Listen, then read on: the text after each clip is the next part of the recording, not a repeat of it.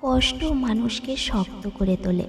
যেমন প্রদীপ আগুন ছাড়া আলো দিতে পারে না, তেমনি মানুষ কষ্ট ছাড়া শক্ত হয় না। জীবনে এমন একটা সময় আসে যখন সবাই বলে তোমায় দিয়ে কিছু হবে না। হ্যাঁ বন্ধুরা, আজ এই প্রসঙ্গকে কেন্দ্র করেই তোমাদের একটি গল্প শোনাবো, যে গল্প তোমাকে আবার উঠে দাঁড়াতে শেখাবে। একটি ছোট গ্রামে অনিকেত নামে একটি ছেলে থাকত। অনিকেত পড়াশোনায় খুবই দুর্বল ছিল।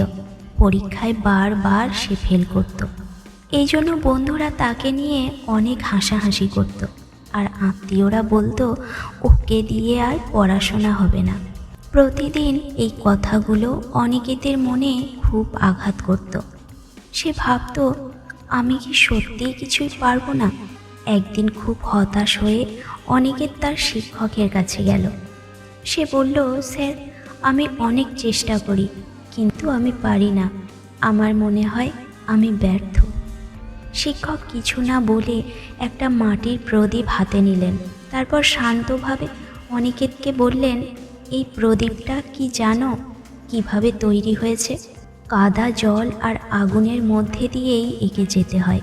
শিক্ষক বললেন, আগুন না হলে প্রদীপ কি আলো দিতে পারত? ঠিক তেমনই জীবনে আমাদের ব্যর্থতা, কষ্ট ছাড়া সাফল্য আসে না। শিক্ষকের এই কথাগুলো অনিকেতের মনে গভীরভাবে ঢুকে গেল। সে বুঝতে পারল, কষ্ট আর ব্যর্থতা মানেই শেষ নয়। সেদিন থেকে অনিকেত সিদ্ধান্ত নিল যে সে আর হার মানবে না। প্রতিদিন একটু একটু করে পড়াশোনা শুরু করলো। এখন অনিকেত ভুল হলে আর কান্না করে না, আবারও চেষ্টা করে। এভাবে কিছুদিন চলে গেল। অনিকেত ধীরে ধীরে বদলে যেতে লাগলো। যে ছেলেটা একদিন বারবার ক্লাসে ফেল করত, সেই ছেলেটাই পরীক্ষায় ভালো ফল করতে শুরু করলো। আর একদিন অনিকেত পরীক্ষায় সেরা ফল করলো।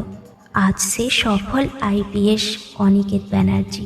যারা একদিন বলেছিল তোমায় দিয়ে কিছু হবে না, তারাই আজ বলছে তুমি এটা কিভাবে পারলে। অনিকেত তখন হেসে বলল, জীবনে অনেকবার ব্যর্থ হয়েছি, অনেকের তামাশার পাত্র হয়েছি। তোমায় দিয়ে কিছু হবে না এসব কথা বহুবার শুনেছি, কিন্তু তারপরও আমি উঠে দাঁড়িয়েছি, কখনো হার মানিনি। বন্ধুরা, আজকের গল্প থেকে শিক্ষণীয় 4টি কথা আমাদের সর্বদাই মনে রাখা প্রয়োজন। প্রথমত, ব্যর্থতা তোমার পরিচয় নয়, হার মানাটাই আসল ব্যর্থতা। দ্বিতীয়ত, ব্যর্থতা শেষ নয়, বরং শুরু। ব্যর্থতা আমাদের শেখায় কিভাবে আরও ভালো করা যায়। তৃতীয়ত, ধৈর্য, আত্মবিশ্বাস আর অধ্যবসায় থাকলে যে কেউ নিজের দুর্বলতাকে শক্তিতে রূপান্তর করতে পারে। চতুর্থত, হার মানার আগের মুহূর্তটাই সফলতার সবচেয়ে কাছের সময়, আর সেখানেই বেশিরভাগ মানুষ থেমে যায়। সবশেষে আবারও বলবো, এই পৃথিবী তাদের জন্য যারা প্রতিনিয়ত জীবনের সঙ্গে লড়াই করে বেঁচে থাকে।